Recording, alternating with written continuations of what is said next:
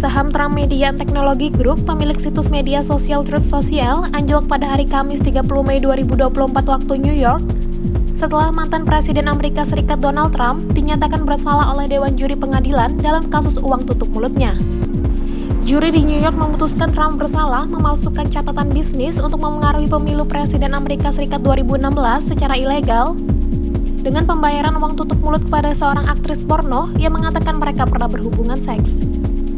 Saham Trump Media anjlok sekitar 9% dalam perdagangan setelah jam kerja pada hari Kamis saat berita vonis tersebut muncul.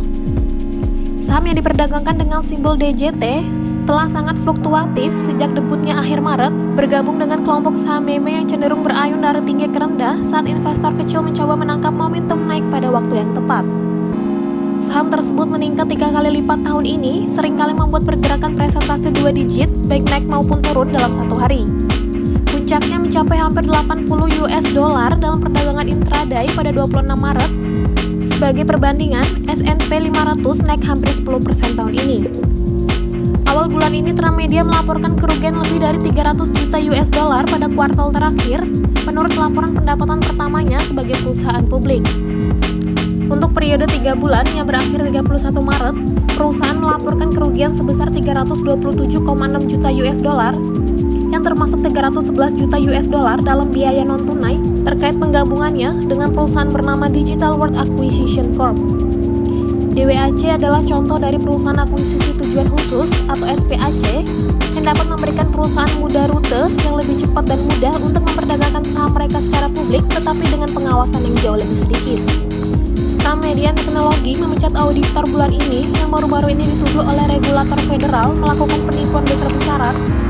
Perusahaan media tersebut memberhentikan BF Burger sebagai firma akuntansi publik independennya pada 3 Mei, menunda pengajuan laporan pendapatan kuartalnya. Trump Media sebelumnya telah berganti setidaknya 2 auditor lain, satu yang mengundurkan diri pada Juli 2023 dan yang lain dipecat oleh Dewan pada bulan Maret, tepat saat perusahaan tersebut mempekerjakan kembali BF Burger.